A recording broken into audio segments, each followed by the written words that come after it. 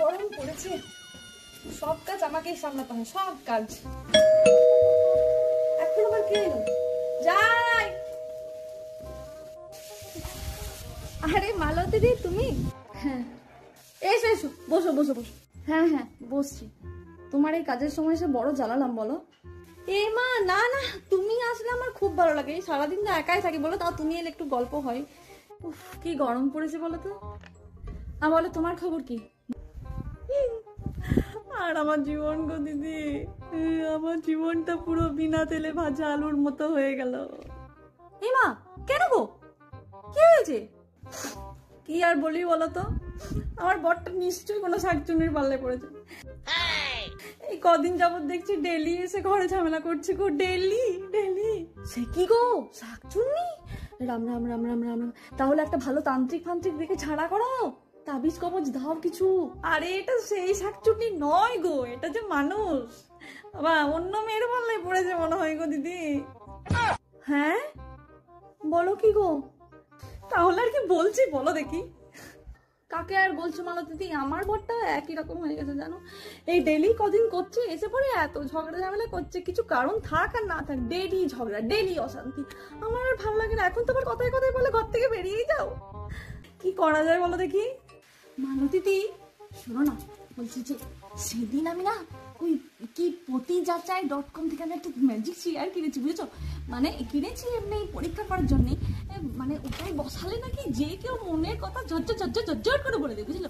মানে আমি তো জানি যে আমার বড় ওরকম না, মানে অন্যের মেয়ের পাল্লায় পড়বে না এটা জানি, তবুও আমার পরীক্ষা করবে। তুমি কি পরীক্ষা করবে আমার সাথে? তোমার বরকে পরীক্ষা করবে? সত্যি বলছো?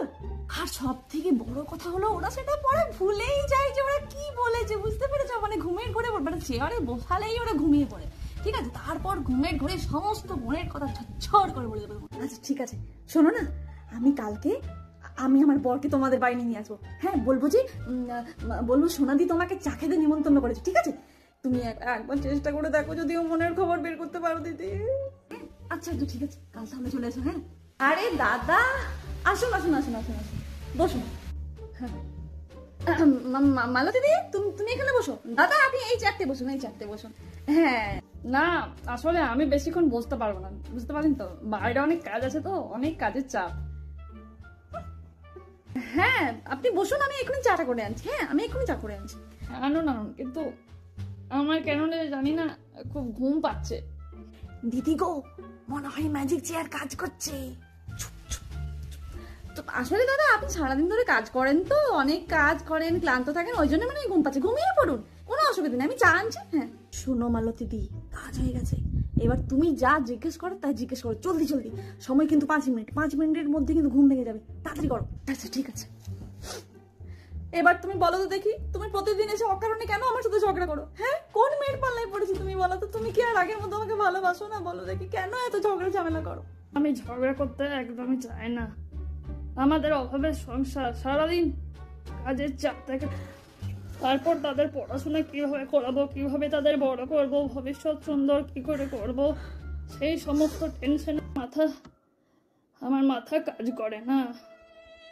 আমি তোমাকে কষ্ট দিতে চাই না মালতী, আমি তোমাকে খুব ভালোবাসি, আমাকে তুমি ক্ষমা করে দাও। দিদি গো আমি খুব বড় ভুল করে ফেলেছি, আমার স্বামীকে অবিশ্বাস করে, আমাকে তুমি ক্ষমা করে দাও। দিদি আমি ওকে বাড়ি নিয়ে যাচ্ছি। আচ্ছা ঠিক আছে যাও তবে। শোনো মালতী কাল কিন্তু সময় মতো চলে আসবে। হ্যাঁ কেননা কাল তো আবার আমার বরটাকে পরীক্ষা করতে হবে নাকি।